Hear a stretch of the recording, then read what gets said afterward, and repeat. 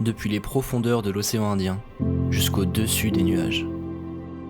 Issu de la rencontre entre la lave et l'océan, entre le feu et l'eau, au fil des millénaires, se forma une merveille géologique, l'île de la Réunion. Plus tard, sur ce gros rocher, la végétation prit place, remplaçant la roche volcanique par d'immenses forêts primaires, peuplées d'espèces qui n'existent nulle part ailleurs. Le chaos de son violent passé volcanique a laissé place à des paysages lunaires, hostiles et impraticables. Si bien qu'il y a encore 4 siècles, elle était inhabitée, considérée comme un enfer aux reliefs infranchissables. Pour que vous vous fassiez une idée, voici rapidement comment se compose l'île. Au centre, les volcans, et autour, les villes. Si on veut être plus précis, on a 2 massifs pour 2 volcans. Au nord, le Piton des Neiges, toit de l'océan Indien, culminant à plus de 3000 mètres de haut. C'est le monstre créateur de l'île et éteint depuis plus de 12 000 ans. Et au sud, le Piton de la Fournaise, un des volcans les plus actifs au monde, avec plus d'1 éruption par an, et culminant à plus de 2600 mètres de haut. Maintenant, si on zoome encore un peu au sein du massif du Piton des Neiges, on observe 3 cirques. Ce sont d'immenses cuves géologiques créées au fil des siècles par l'érosion et l'effondrement du volcan. Le cirque de Salazie, le cirque de Sillaos, et pour finir, le plus isolé, le cirque de Mafat, celui qui tue en malgache. Son relief abrupt et son isolation géographique font de cette île une énigme météorologique. Avec une côte est parmi les plus humides sur Terre, on parle de plus de 12 mètres de pluie par an, et juste derrière, une côte ouest parmi les plus sèches, avec à peine 30 cm par an. On compte alors à ce jour sur l'île plus de 200 microclimats, sur un territoire 4 fois plus petit que la Corse. On passe entre jungle, désert, volcans, savanes, plages et forêts en l'espace de quelques kilomètres. J'ai alors pensé à un itinéraire inédit, traversant l'île du nord au sud par les sommets. On parle de plus de 350 km pour 20 000 mètres de dénivelé positif, seul et en autonomie complète, pendant 2 semaines, à plus de 11 000 km de chez moi. Je me suis donné pour objectif de vous retransmettre cette aventure de la façon la plus vraie possible, en vous filmant aussi bien les succès que les échecs et les doutes. Et au-delà des paysages et de la performance, vous partagez ce qui se passe dans ma tête. Mes pensées, mes réflexions, mes motivations et leurs évolutions au fil des jours. Alors voilà, pas seulement ce que l'on voit, mais aussi à quoi on pense lorsqu'on part marcher seul pendant 2 semaines à l'autre bout du monde.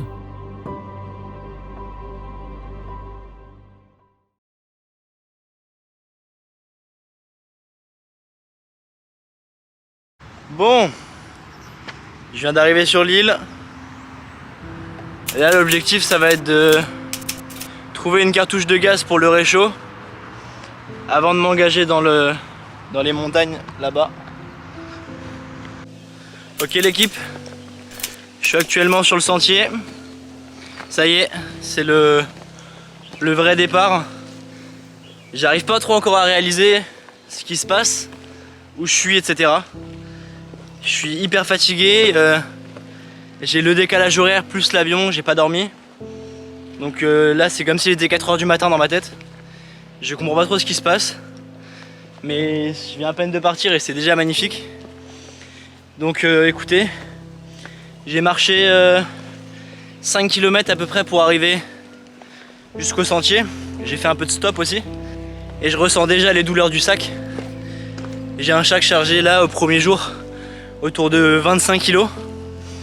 C'est plus du double de ce que j'avais sur le Tour du Mont Blanc ou d'autres expés comme ça. Donc là c'est un vrai autre niveau. Il est 10h30 du matin, il fait 33 degrés. Ça aussi c'est un autre niveau. Et puis là je pars sur le sentier. J'ai le sac poubelle ici pour ramasser les déchets sur ma route. Le tracker GPS ici, toutes les 30 minutes sur la carte pour que vous sachiez où je suis. Et voilà. Le bivouac de ce soir, normalement, si tout se passe bien, c'est la Roche Écrite. Un sommet autour de 2003, sachant que je pars du niveau de la mer. Donc j'ai 2003 D+, à enchaîner là tout droit. On est parti. Ouais.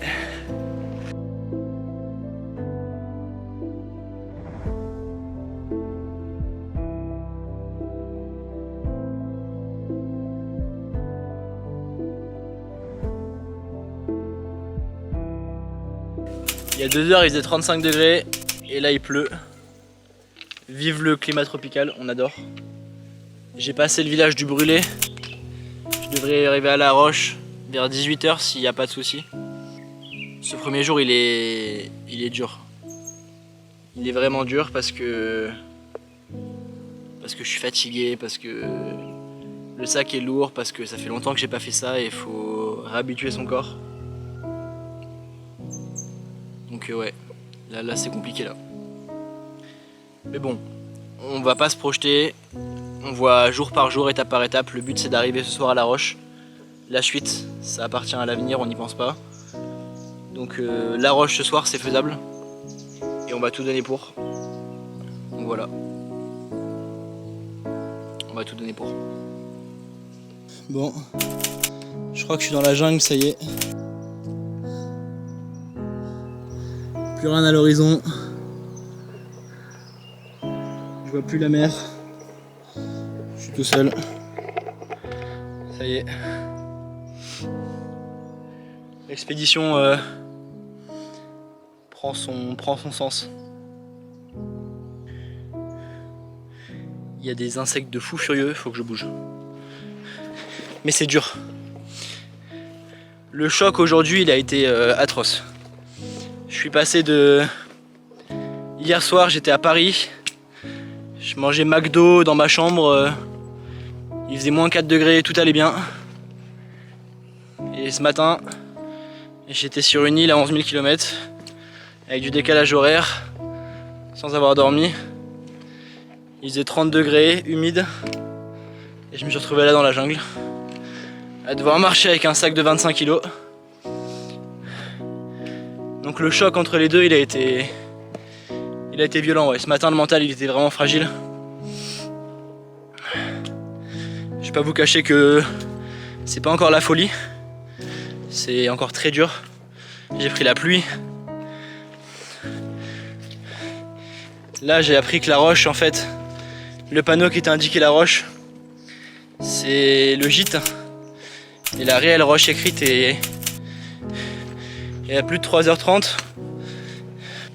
Mais bon, c'est la vie. Si c'était facile, tout le monde le ferait. Et surtout, si c'était facile, je serais pas venu ici. Mais il faut que je m'acclimate, il faut que mon cerveau et mon corps comprennent un peu ce qui se passe. Il faut que je commence à accepter la souffrance et à l'intérioriser. Parce qu'on n'a pas le choix et on est venu pour ça. En tout cas, c'est magnifique. Enfin, je suis sur une autre planète là.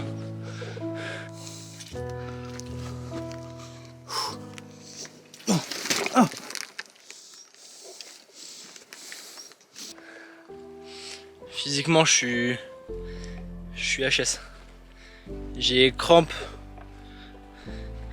au quadri gauche et au mollet droit. Le mollet gauche va arriver aussi, je le sens. Je suis épuisé. Dès que je m'arrête, j'ai la tête qui tourne. C'est très très dur. C'est très très très très dur. J'ai fait plein de choses. Il n'y a rien de comparable, même pas comparable avec la difficulté de cet endroit. Genre. Maintenant que vous êtes avec moi, je vais tout vous raconter carrément. Là, je pouvais plus marcher. J'avais des crampes dans les 2 jambes et à chaque pas, ça se déclenchait. J'étais forcé de m'arrêter, je me suis assis sur un tronc d'arbre. Et je commence à réfléchir. Est-ce que ça va être réalisable? Est-ce que j'ai pas été trop ambitieux? Peut-être. Dans tous les cas, je vais faire de mon mieux. Là, j'ai décidé que je suis à 5 km de La Roche et il est 16h30. Je vais essayer, je vais voir si là, le repos que j'ai pris 15-20 minutes, mes jambes elles sont re d'attaque pour grimper un peu. Et une fois que je serai au gîte, je mange et j'avise sur la suite.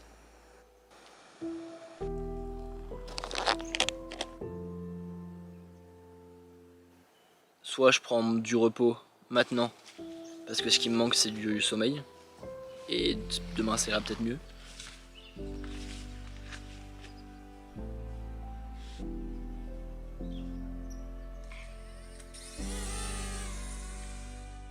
Soit je revois l'itinéraire dès maintenant, je sais pas. Je sais pas, et à la fois j'ai pas envie de revoir l'itinéraire, c'est... Je me suis engagé sur quelque chose quoi.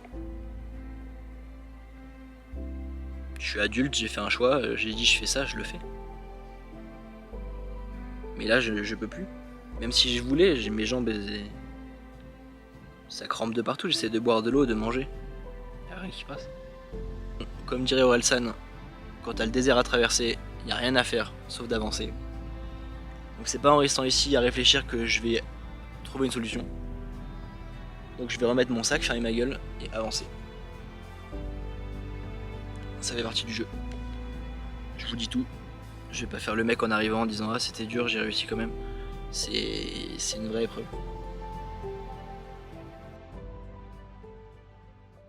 On va tester. Poulet au curry. Alors ça donne pas du tout envie, mais bon, on a faim. Ça a pas l'odeur du poulet au curry.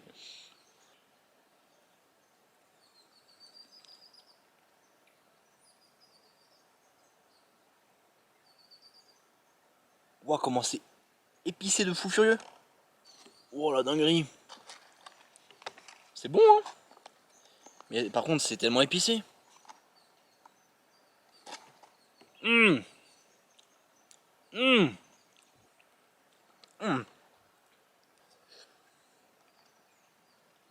Oh le poulet. Oh le poulet.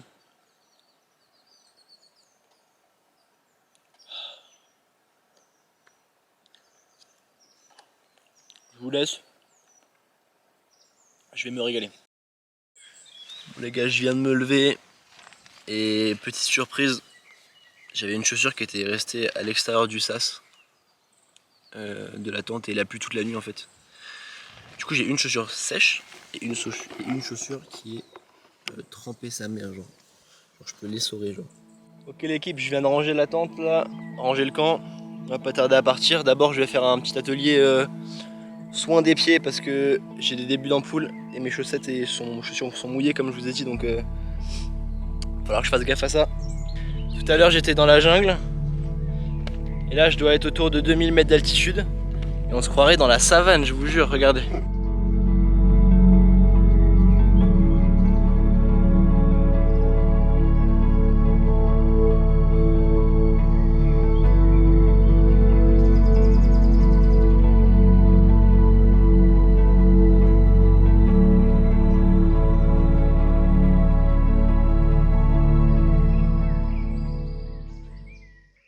La chaleur elle est un peu moins présente parce que je suis à 2000. Donc là il doit faire quoi 15, 20 degrés. Faut que je fasse gaffe au soleil quand même s'il fait moins froid. C'est les mêmes UV qui tapent. Donc là je fais un peu le fou, j'ai pas mis de crème depuis le début. Je suis en débardeur, bon. Je pense que je vais subir mais j'ai trop la flemme de mettre de la crème. Je suis sur un petit plateau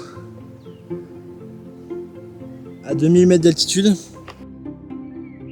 Et je viens de croiser un putain de serpent. Donc je sais pas ce que c'était. Si j'ai un peu de réseau ce soir, je me renseignerai sur les serpents qui sont dans ce coin-là. Voir si j'ai failli mourir ou si ça va. Au niveau des espèces que j'ai croisées pour l'instant, il y a des trucs sympas quand même. J'ai croisé pas mal de lézards. J'ai croisé beaucoup d'oiseaux, dont un qui s'appelle le tuit-tuit. C'est un peu facile je trouve. Vraiment il fait tuit-tuit, du coup ils l'ont appelé tuit-tuit quoi. C'est vraiment... C'est comme si le lion je l'appelle roar, tu vois. Bref, j'ai croisé des tuit-tuit. Il faut savoir qu'il en reste que 46 dans le monde entier. C'est une espèce endémique de l'île et plus particulièrement endémique de la partie de l'île où je suis. Et du coup j'ai eu la chance de croiser des petits tuit-tuit. Ça ressemble à des petits moineaux tout gris. C'est super mignon. Et effectivement ça fait tuit-tuit. Ce matin j'ai eu le droit aux sangsues. Bon je les ai retirés à peine, elles venaient de se poser donc pas de grosse dinguerie, mais sangsues pas la folie non. Pas mal d'insectes inconnus hein. Je me fais piquer par des trucs, je sais pas trop ce que c'est. Mais bon, Tant que j'ai pas mal, ça va, ça gratte juste. Bon, l'équipe, je sais pas si je fais une connerie ou pas, mais j'ai quitté le sentier. Je suis complètement hors sentier là. J'ai un peu du mal à me frayer un chemin. Vous voyez un peu la gueule du truc. En fait, j'ai le point de la roche écrite sur mon GPS satellite. Et j'essaye de faire un tout droit en fait. Je pense que c'est complètement con, mais bon, si je prenais des décisions intelligentes, ça se saurait, je pense. Donc là, c'est un peu compliqué. Apparemment, c'est 500 mètres par là-bas. 500 mètres, je vais mettre une demi-heure à les faire tellement je dois passer dans les buissons là. Vous verrez bien si ça le fait ou si j'ai fait demi-tour. Je continue le hors-piste. C'est un enfer. Mais à la fois, je me pose la question. Je me dis là, si on me laissait le choix d'être autre part ou avec une autre personne, je suis pas sûr que ça m'apporterait plus quoi. Est-ce que finalement, je suis pas exactement à l'endroit où je devrais être? C'est de la souffrance, c'est de la douleur, c'est des émotions qui sont hyper fortes en ce moment. C'est vraiment tout ou rien. Soit c'est l'extase et t'as envie de pleurer de joie, soit t'as envie de tout abandonner, de jeter ton sac et de plus bouger pendant 2 semaines. Tout est démultiplié, toutes les émotions. Et je me dis, est-ce que c'est pas ça finalement? Bah vivre quoi. Alors certes là, maintenant tout de suite, si on me proposait d'être dans mon lit avec un tacos XL 3 viandes, bah j'avoue, ça donne envie. Mais quand on réfléchit un peu, vivre pour de vrai, est-ce que ce serait pas exactement là où je suis actuellement? Malgré que j'ai mes épaules qui me font mal, mes jambes qui me font mal, que j'ai du mal à respirer et que je sois fatigué et seul, et bah c'est peut-être ça, vivre quoi. Ça va faire 1h30 que je me bats et putain j'ai retrouvé le sentier.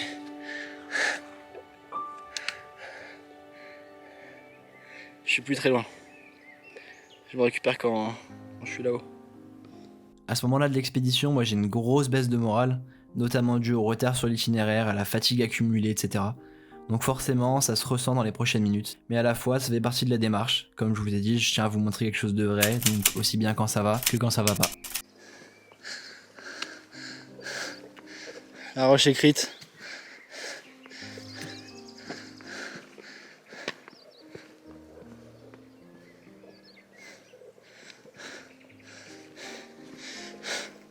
Premier sommet. Et juste ici, un vide de 2300 mètres.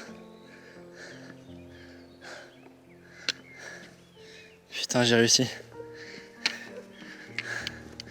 Putain, je me suis battu. Hein. On va manger là.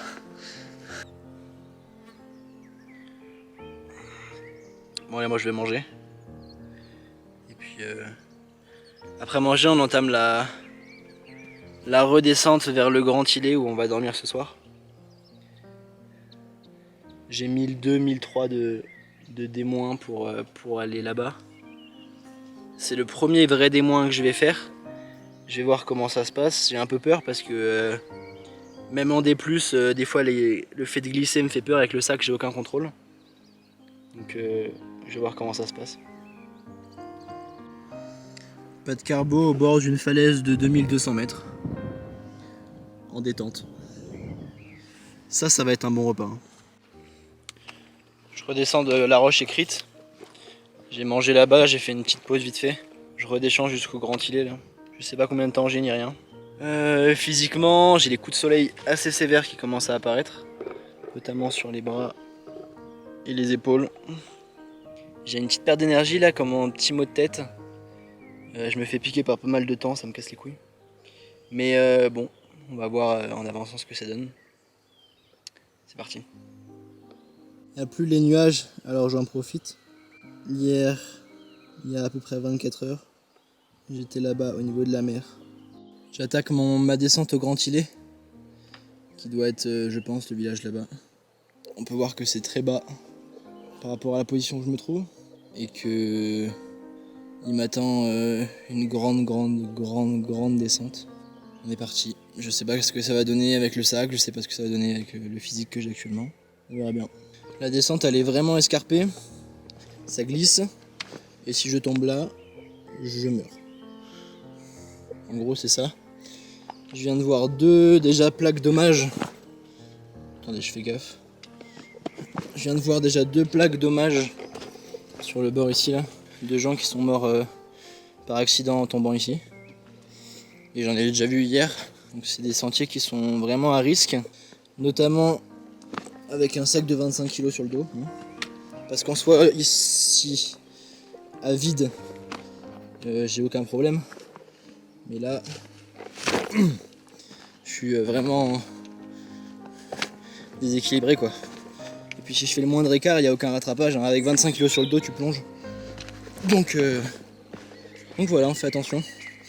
Les remparts ici, elles sont impressionnantes. C'est vraiment un mur genre. Vous voyez peut-être pas sur la vidéo, mais c'est vertical. Il n'y a même pas de pente. Tout à l'heure, je me disais, putain, là-bas, là, cette crête, elle est immense et tout. Ça doit être super haut. Puis il y avait des nuages autour. Après, j'ai tourné la tête. Et j'ai vu ça. Un bout du Piton des Neiges. Première fois que je l'entrevois. Le toit de l'océan Indien. Sommet de l'île. Plus de 3000 mètres d'altitude. C'est un monstre. Bon bah là il n'y a plus aucun effort. Hein. Carrément. Bon bah c'est parti. Hein. Je vais pas pouvoir filmer, sinon j'ai pas les mains libres mais. Ok l'équipe. Je viens de sortir du parc naturel et de finir en gros le sentier qui descendait jusqu'au Grand Îlet. Et je me dis quand même la descente a été costaud tu vois. Je regarde en fait le panneau en arrivant en bas. Et en fait il s'agit du kilomètre vertical.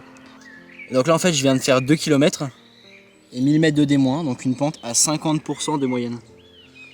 Donc voilà, je me disais qu'il y avait un petit truc. C'était dur. Hein. Non, la pente elle était vraiment. Je suis passé par des échelles, je suis passé par des trucs. Mais là j'entends de l'eau là-bas, ça m'intrigue. J'ai envie de savoir s'il y a de l'eau, parce que s'il y a de l'eau je vais me baigner, j'en peux plus là. Vous voyez mes coups de soleil, comment je transpire et tout. Là si je pouvais me baigner ce serait un luxe. En tout cas voilà, je me demandais qu'est-ce que c'était que ces pancartes là. Je disais putain mais c'est quoi le kilomètre V genre. Je disais qu'est-ce qu'il raconte. Et en fait c'est le putain de challenge du kilomètre vertical, je vais péter un plomb. Bon en tout cas c'est fait. Si celui-là il est passé avec une pente à 50%, les prochains passeront normalement. Je vais regarder sur la carte s'il y a de l'eau là-bas, et sinon on part pour le Grand Îlet. Allez les gars. Alors si jamais c'est ça que je viens de descendre, donc quand on est ici en bas, on dirait qu'en fait ça se monte pas, genre c'est pas possible. Et en fait quand on est dedans, bah ça se monte. Et encore c'est bien plus haut que ça parce qu'on voit pas la partie de la roche écrite au-dessus. Donc ouais, c'était une sacrée descente. Bon l'équipe, j'ai trouvé un petit ruisseau là, donc j'ai lavé mes vêtements, j'ai trempé mes pieds dans l'eau froide. J'ai réparé un peu les pieds parce que j'avais des ampoules. Je me suis nettoyé la tête et tout, savon les cheveux, ça fait tellement plaisir. Et par contre du coup j'ai enlevé le t-shirt et ouais. Je pense que là les coups de soleil... Aïe aïe aïe. Donc bon, on va essayer de gérer ça pour la suite, mais ça fait très mal quand je mets le sac à dos. Ce soir je pense que je vais dormir à peu près dans cette zone là au Grand Îlet. Demain on rejoint Helbourg. Après-demain, on fait les cascades autour de Helbourg, voile de la mariée, trou de fer, etc. Et ensuite, je pense qu'on va essayer de partir pour l'ascension du Piton des Neiges. Voilà, pour ce qui est des prochaines étapes dans ma tête, pour l'instant c'est ça. Et ça devrait le rester, voilà. Allez, bisous. Bon l'équipe, c'est une fin de J2 pour moi. J'ai posé le camp là et puis... je vais tranquillement aller me poser. Parce que je suis quand même fatigué. Je vais me poser un peu ici ce soir avant de dormir. Je pense que je vais pas dormir tout de suite. Je vais me poser un peu et puis voilà. Allez, on se retrouve demain.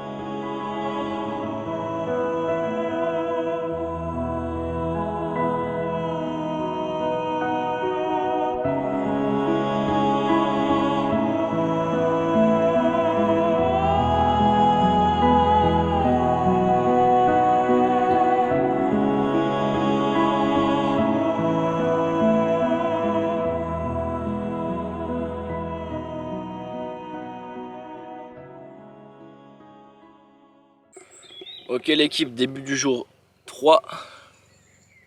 J'ai passé une très mauvaise nuit avec les coups de soleil.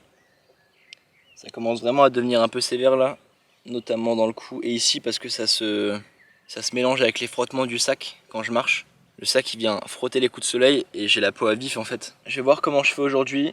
Je vais essayer de faire un mélange de marche et de stop pour rejoindre Helbourg. Et là-bas on avisera pour soigner un peu ça. Aujourd'hui je vais faire gaffe au soleil, je vais mettre un t-shirt pour protéger les épaules. Malgré la chaleur, c'est pas grave. Et puis j'ai ma cicatrice qui prend très cher avec le soleil, qui est pas censé du tout. Normalement elle est comme ça, là elle est comme ça. Voilà, elle a gonflé. Il commence à avoir des petites cloques dessus. C'est pas cool. J'ai un petit peu de marche, je vais aller au Grand Îlet là. Et une fois là-bas, j'essaierai de faire du stop pour aller à Helbourg, enfin pour aller à Salazie puis à Helbourg. Et puis si ça ne marche pas, et bah écoute, on marchera. Et si ça marche, ça me laissera le temps là-bas de pouvoir soigner les coups de soleil et pouvoir enchaîner le lendemain. Hier j'ai eu une super nuit, j'ai pas mis la toile étanche de la tente. J'ai dormi avec la tente enfilée. Et du coup j'avais les étoiles cette nuit, c'était incroyable. Sachant que je vous remonte la vue que j'avais hier soir. Hein. Mais juste ici, là, j'ai le ciment de def. Là, j'ai le piton des neiges qui s'est découvert. Là, le cirque de Salazie, avec la roche écrite tout là-haut de laquelle on vient. Donc voilà, le Grand Îlet, c'est en face là-bas. Et puis, normalement, dans 2 jours, si tout se passe bien, pas aujourd'hui, pas demain, juste après, ascension du piton des neiges tout là-haut.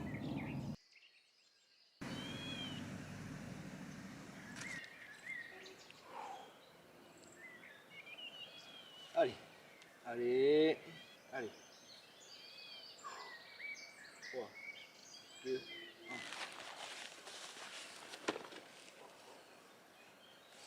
Oh. Ah, ah, ah. Ah. Oh. Oh.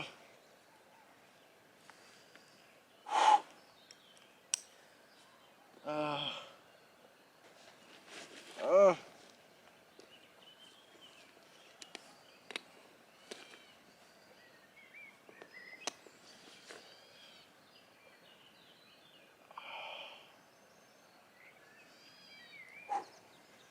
Allez.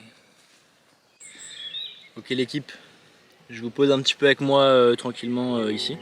Je pense qu'il faut qu'on parle un petit peu parce que ce voyage il a commencé directement, j'ai pas pris le temps de parler ni rien, je vous ai emmené directement avec moi. Et même moi, hein, je suis arrivé, j'ai pris mon sac, je l'ai mis sur le dos et je suis parti quoi. J'ai pas eu le temps de vraiment me poser pour réfléchir un petit peu à ce que je recherchais pendant le voyage. Et même vous, je vous ai pas parlé du but profond de ce voyage. Il y a énormément de choses que je recherche pendant ces 2 semaines de solitude et d'effort. C'est vraiment un voyage initiatique. Le but c'est vraiment de prendre du temps pour réfléchir, de se couper de toutes les distractions. Donc c'est aussi pour ça que je viens ici, parce que je sais que ici je vais me retrouver face à mes émotions et que j'aurai aucune porte de sortie. Je pourrai ni appeler un ami, ni écouter de la musique, ni aller regarder un film, ni manger, ni dormir, ni tout ce qui nous donne du réconfort sur le moment. Je l'ai pas ici, je l'ai pas accès. Et donc, je suis face à mes émotions et à mes pensées et je vais devoir les affronter. Je suis venu ici, c'est une des autres raisons, pour essayer de me retrouver avec le présent comme il est brut. Arrêter de penser au futur, ne plus penser au passé, etc. Donc, pour l'instant, j'ai du mal. Je vais pas vous mentir. Pour l'instant, j'ai du mal.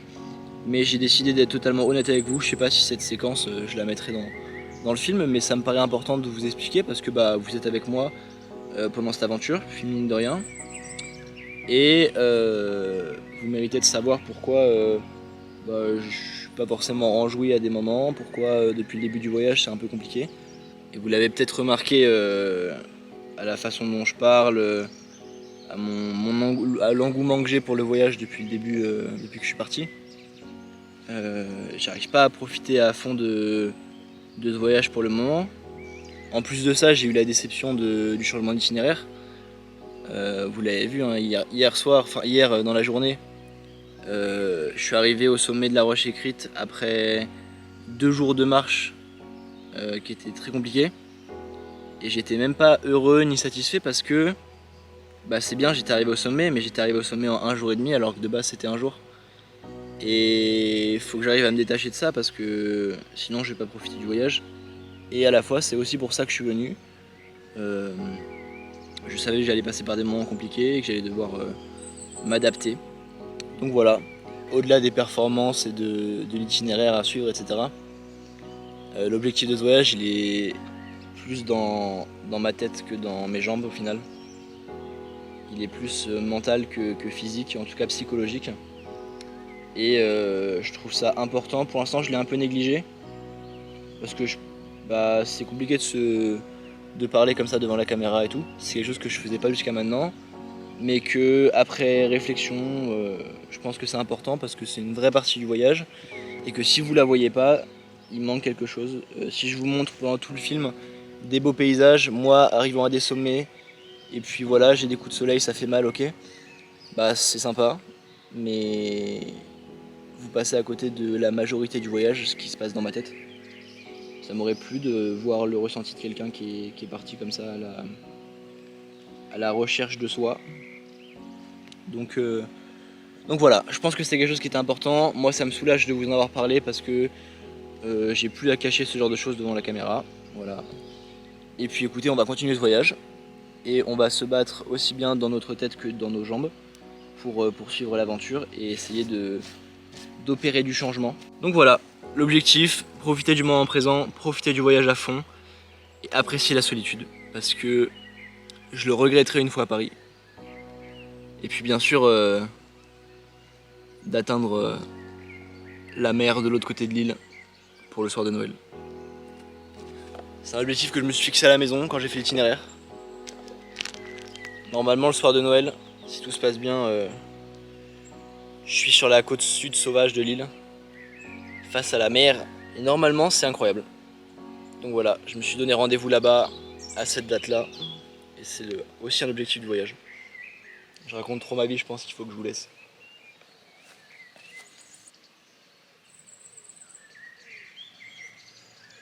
Ok l'équipe, je suis arrivé au Grand Îlet là. Un monsieur m'a pris en stop pour m'emmener jusqu'ici. Et c'était une rencontre incroyable.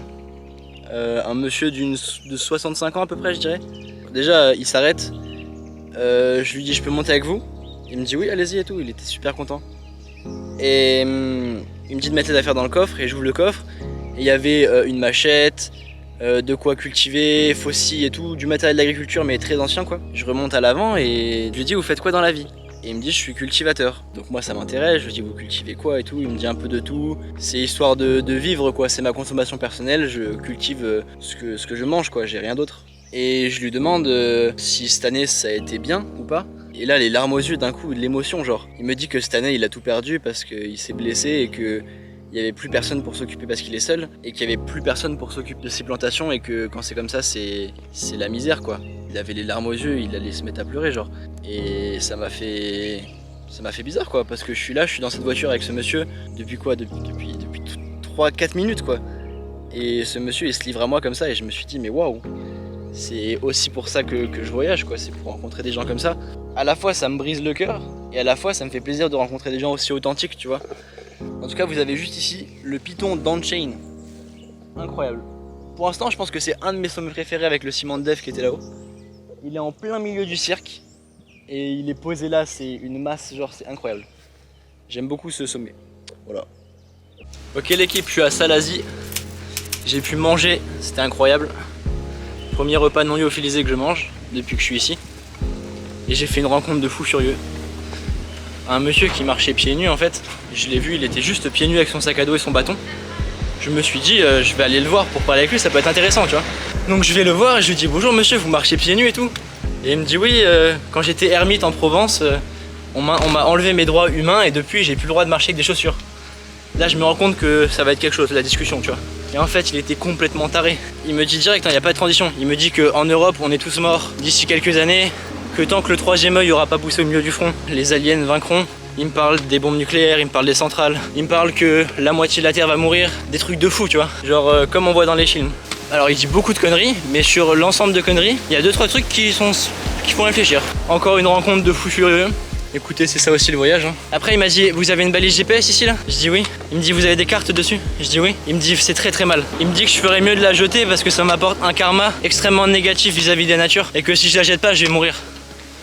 Bon, sur le moment, j'ai dit d'accord, mais bon, écoute, je pense que c'est plus si je jette ma balise GPS que je vais mourir. Enfin voilà, une rencontre complètement insolite. J'aurais aimé vous filmer ce monsieur parce que il avait une apparence qui était atypique. J'aurais aimé vous filmer la conversation et tout. Mais bon, je pense que je sortais la caméra et il faisait un AVC genre. Typiquement le temps à la Réunion, donc là je vous montre ça, vous dites putain il fait beau et tout. Pas du tout, il pleut, ça n'a aucun sens. Hey. Bah là les gars, je suis un petit peu dans la merde je crois. Je me suis abrité sous un queutru là. Mais en vrai de vrai, ça protège pas de ouf. Je suis un peu dans la sauce là. Il pleut fort et je pense que personne va me prendre en stop avec ce temps là. Ouais, bon c'est un peu la merde. C'est la merde.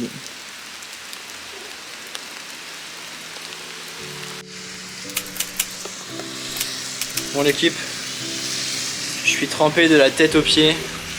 J'ai pris la plus grosse pluie de ma vie je pense. Tout est trempé. Je me suis réfugié dans l'église du village. Mais dehors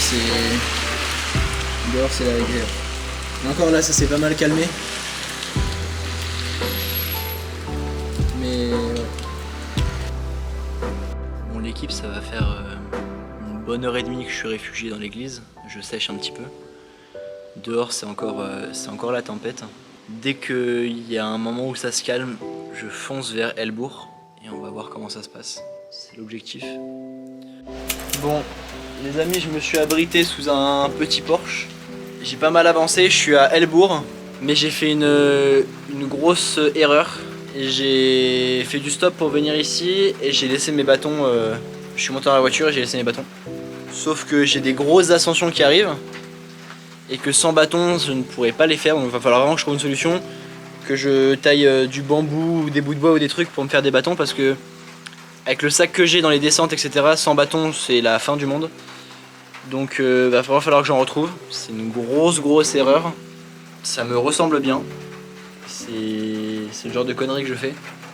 Donc voilà, là je marche 15 minutes pour arriver à l'endroit où je dors ce soir. On va mettre le poncho, on va baisser la tête et on va courir pour arriver le plus vite possible. Et on se tient au courant de la journée de demain. Demain normalement, journée plus calme. On va essayer de monter, de tourner des images s'il fait pas trop moche. Allez, on est parti. Combo, chapeau, poncho. Personne n'a jamais vu ça. Bon écoutez, c'est parti, 15 minutes de marche et on arrive au campement de ce soir.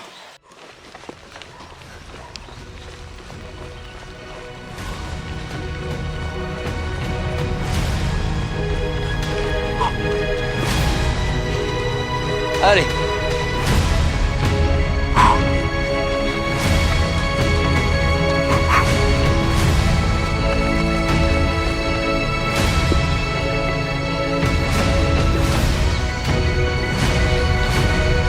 On s'est pas entraîné pour rien. C'est maintenant.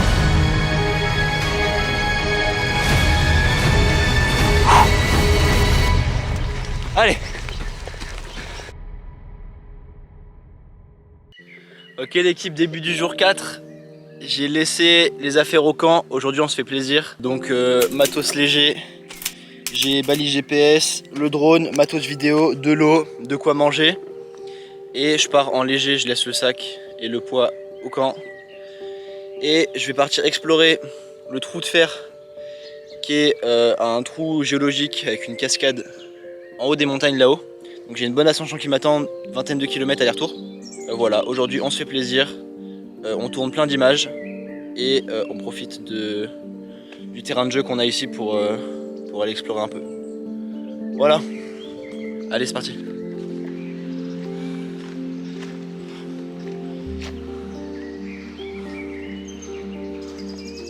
Bon les gars, comme je vous ai dit, il faut que je trouve un bambou pour...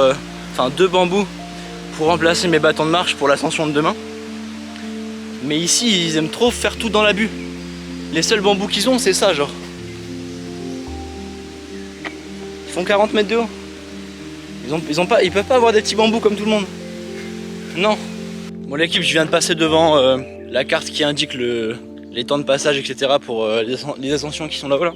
Et apparemment, Ascension du Trou de Fer, ils annoncent 4 heures d'ascension et 3 heures de redescente, ce qui fait 7 heures en tout. Sauf qu'il est 10 heures et que j'ai pas mangé, c'est-à-dire que je redescends à 17 heures. Donc c'est un problème. Mais bon, de toute façon, on n'a qu'une vie. Donc je pars quand même. J'ai 4 barres de céréales dans ma sacoche et 500 ml d'eau.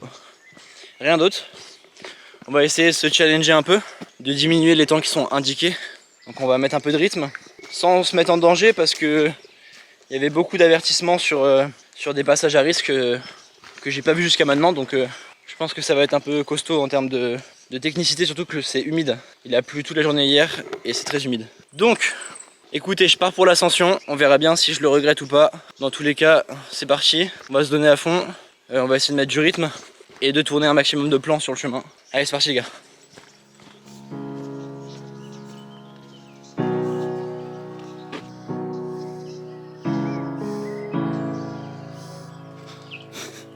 On arrive dans les nuages l'équipe. On arrive dans les nuages.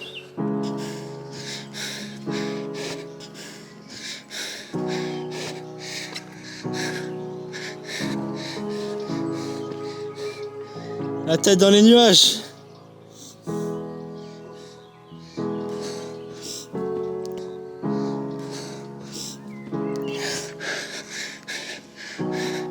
On est là pour ça. Allez!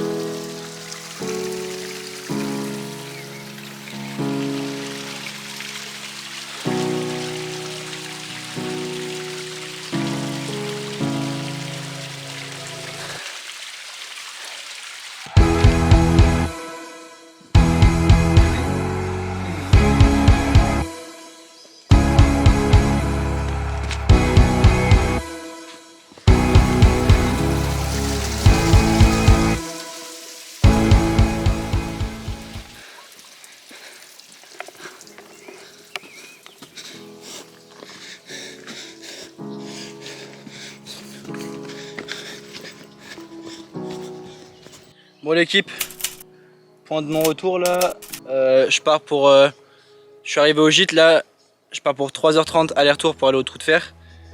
Je suis dans un nuage, il pleut, c'est accidenté, bon, et j'ai plus d'eau. J'ai 0 litre d'eau. Je sais pas trop ce que je fais, est-ce que j'y vais, est-ce que j'y vais pas.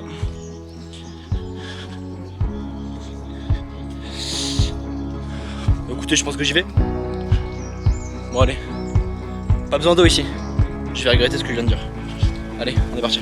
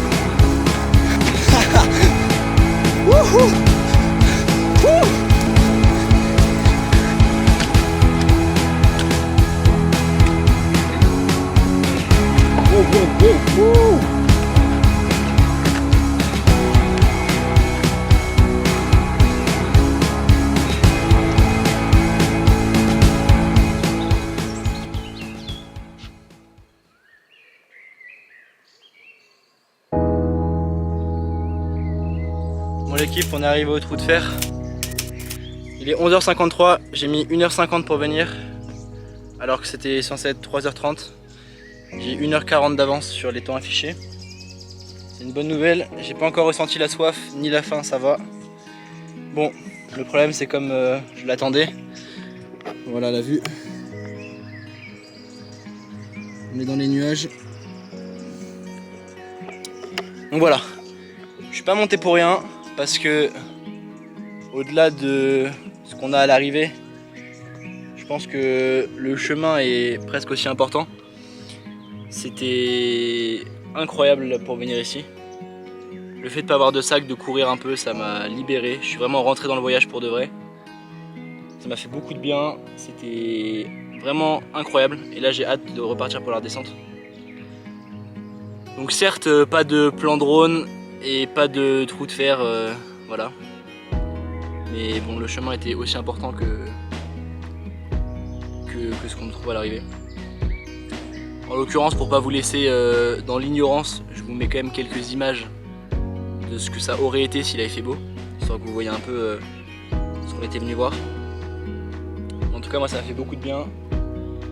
Et physiquement, je me sens bien, je me sens fort par rapport à quand je suis arrivé. Pourtant, j'ai pas mangé, j'ai pas bu. Je suis à jeun depuis ce matin, mais je sens que physiquement, je suis acclimaté. La chaleur, l'humidité, le terrain, tout ça. Je pense que là, le fait d'avoir enlevé le sac de 25 kg, c'est une libération. Et là, j'ai senti sur les performances que j'étais bien au-dessus de ce que je faisais à Paris. Là, j'étais vraiment libéré. Donc c'est une bonne chose et ça annonce des choses bien pour la suite aussi. Pour l'ascension de demain notamment. Donc voilà, on repart. Pas de plan drone parce que ce serait trop risqué là avec le drone dans le brouillard. Même il y a un peu de pluie donc impossible de faire voler le drone. Mais voilà, une très très belle ascension. Je suis très fier de moi, très content de cette ascension et on redescend aussi vite que possible pour essayer de faire un petit record. Voilà, essayer de redescendre en moins de 4 heures aller-retour alors que c'était annoncé 7. On va essayer de faire ça tout en restant dans la sécurité parce que c'est un terrain qui est vraiment à risque. Donc voilà, on se retrouve en bas.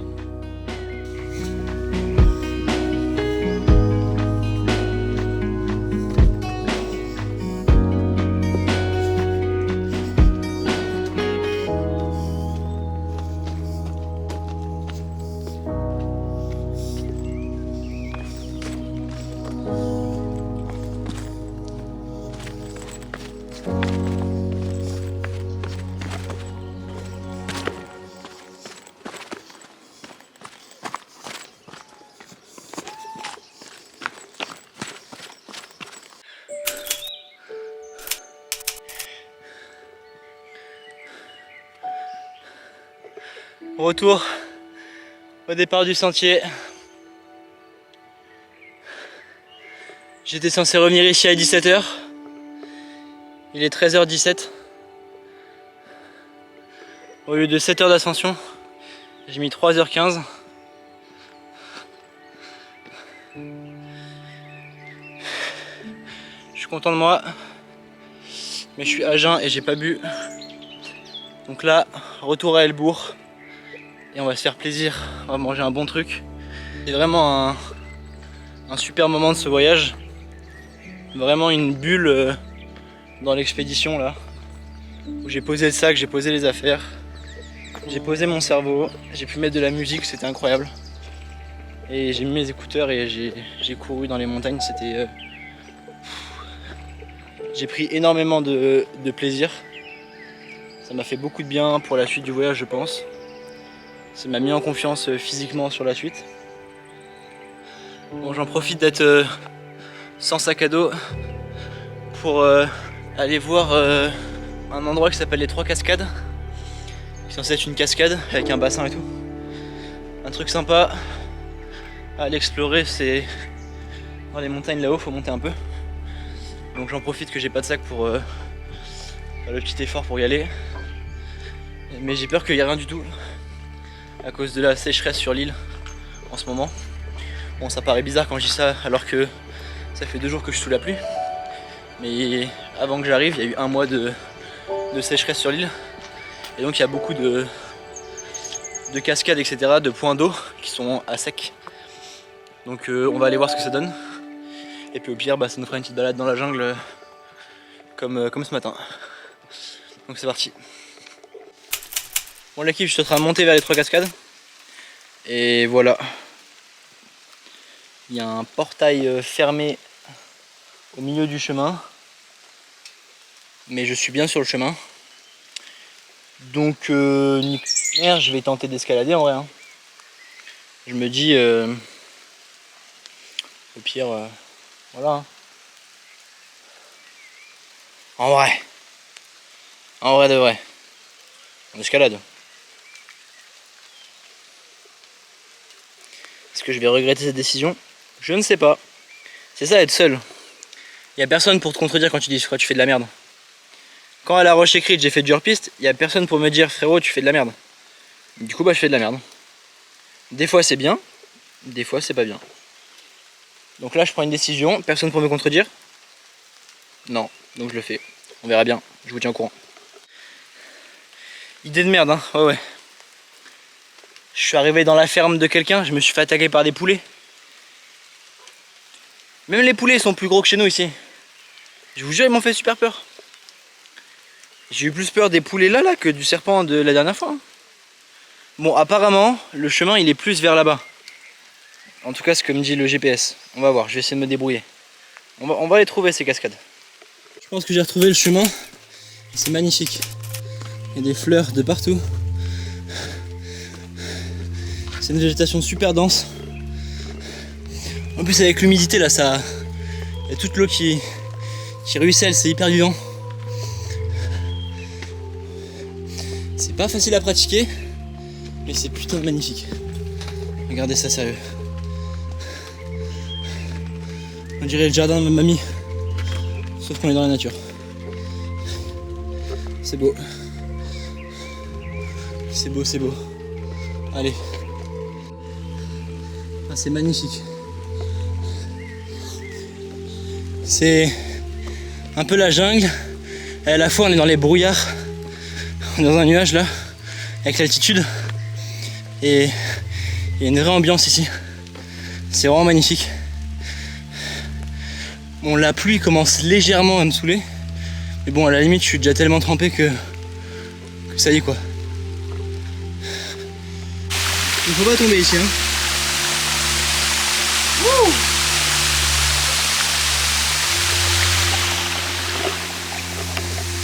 Bon, je crois qu'on arrive.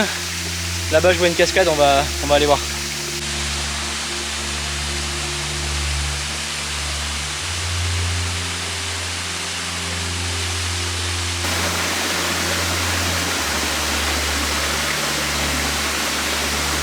On y arrive. Je vais voir si je peux me rapprocher encore plus. Je pense que c'est possible. On va essayer de trouver un accès. Parce que là, la végétation, elle est vraiment en place. Donc je vais essayer d'aller voir là-bas, et si j'y arrive ça peut être vraiment cool.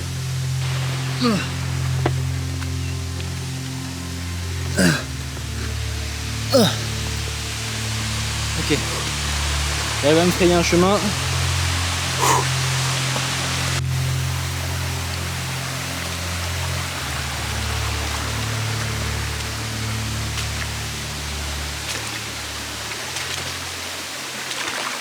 Ah! Je crois que même là en fait. Oh putain!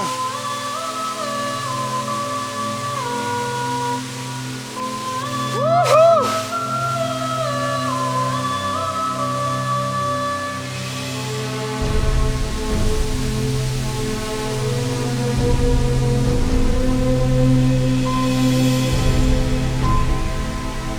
Putain c'est magnifique. Là. Cette végétation là. Je pense que c'est une journée qui a été clé dans l'expédition et la suite de l'expédition. Cette journée off où je pose le sac au camp et je pars explorer moi à vide comme ça, c'était du pur bonheur. J'ai kiffé ce que j'ai fait. L'ascension de ce matin elle m'a fait beaucoup de bien. L'explo des cascades là-haut c'était incroyable. Je pense que cette expédition, les premiers jours, elle m'a fait me remettre en question sur beaucoup de choses parce que rien ne s'est passé comme prévu au départ de l'expédition. Et c'est quelque chose que je prends très à cœur. Toutes mes journées au quotidien sont basées sur ça, c'est-à-dire la préparation physique, la prépa du matériel, tout ça, tout est orienté autour de ça. Et de voir que là ça a mal commencé et que rien ne s'est passé comme prévu, je me suis dit que j'étais mauvais là-dedans, alors que c'est le truc qui me passionne le plus, quoi. Donc ça m'a mis un coup au moral, beaucoup de doutes. Et quand on doute de ce qu'on fait, on laisse entrer toutes les pensées négatives, on laisse entrer aussi le sentiment de solitude, on laisse entrer beaucoup de choses qu'on ne devrait pas laisser entrer si on était sûr de soi. Et vu que je suis dans le doute depuis le début de cette expédition, et j'ai laissé entrer beaucoup de pensées négatives. Tout ça c'est resté dans ma tête alors que ça ne devrait pas, parce que j'étais dans le doute en fait. Et je pense que quand on est persuadé que c'est nous qui avons raison dans notre vision de voir les choses et dans notre façon de vivre notre vie, et qu'il n'y a plus de place au doute, et toutes les pensées qu'on laissait rentrer, elles passent plus.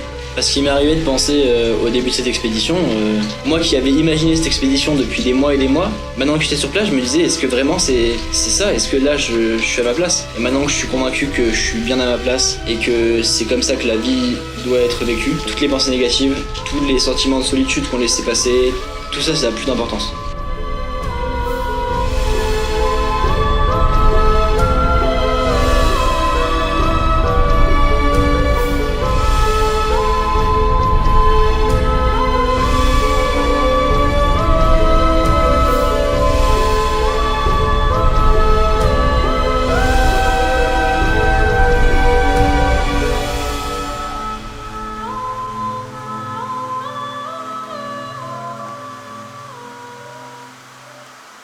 Je pense que maintenant que j'ai compris ça, je vais pouvoir profiter de mon expédition comme il se doit. Je vais pouvoir enfin être dans l'instant présent et profiter de ces moments qui sont inoubliables et qui méritent d'être profités et vécus à 1000%. Voilà. Il me reste encore plein de points sur lesquels réfléchir et je vous emmènerai avec moi dans mes cheminements de pensée. Mais c'est déjà un gros point. Et je suis très fier de l'avoir réglé. En tout cas, demain nous attend la grande ascension du voyage, de l'expédition. L'ascension du Piton des Neiges depuis Helbourg, ce qui représente 2800 mètres de dénivelé positif environ. D'une traite, on appelle cette ascension le mur. Je pense que j'ai pas besoin d'expliquer pourquoi. Hein. Pour monter sur le toit de l'océan Indien, ça va être compliqué, mais cette journée m'a mis en confiance et je pense que j'en suis complètement capable. Donc voilà, on s'attaque à ça demain. Et en attendant, pour ce qui est de cette fin de journée, je vais rentrer au camp et je vais chercher des bâtons de marche pour demain et prendre le repas de ce soir à Helbourg. Je vais en profiter, j'ai une ville à côté, à une demi-heure de marche, j'ai une ville. Donc je vais me faire plaisir, un repas chaud ce soir, un panini poulet si vous voulez tout savoir. Bâton, panini et on retourne au camp. Et ce sera une fin de journée avec un bon kilométrage aujourd'hui, un bon D+, D-. Je suis fier de moi et demain, grande ascension. Je vais pas m'avancer, mais je pense que ça va être quelque chose. Donc voilà, c'est parti. Attends, j'ai toujours voulu dire ça. Comment ils font dans les films là? À suivre dans le prochain épisode. C'est bien ça, non? J'ai fait tomber ma caméra dans l'eau. C'est pour ça que je suis venu ici. C'est pour ça. Exactement pour ça. Pour rien d'autre. Ah putain, c'est dur. On est en train de le faire, putain. On est en train de le faire. Au-dessus des nuages! Au-dessus des putains de nuages! Après tout le chemin parcouru, je parle pas que de ce voyage, je parle de... depuis le début, genre. Et aujourd'hui, je suis là.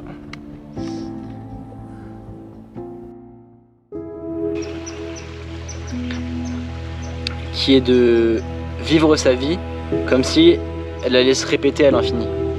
Comme si tout allait être à refaire.